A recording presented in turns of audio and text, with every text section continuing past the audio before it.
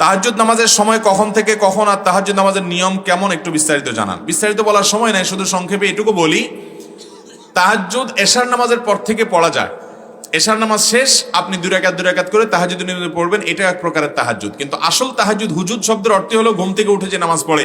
আসল তাহাজ্জুদ হবে ঘুম থেকে উঠে, বিশেষ করে রাতের শেষ 3 ভাগের তৃতীয়াংশে আপনার একেবারে ফজরের আগে যে সময়টা, ওই সময়টা হলো তাহাজ্জুদের জন্য আদর্শ সময়। কারণ আল্লাহ তাআলা তখন দুনিয়া আসমানে নেমে আসেন, মানুষকে ডেকে ডেকে ক্ষমা করেন।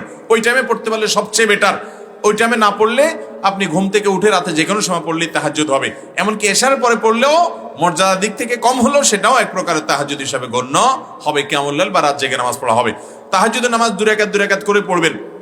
সলাতুল লাইলি ওয়ান নাহারি মাসনা মাসনা হাদিসে আসছে, রাত এবং দিনের নামাজ দুই রাকাত করে পড়বেন। এবং সেটা পড়বেন যত ধীরে ধীরে সম্ভব, যত আস্তে আস্তে সম্ভব। নির্দিষ্ট কোনো সূরা নাই, সূরা ফাতিহার সাথে যে কোনো সূরা মিলাতে পারেন।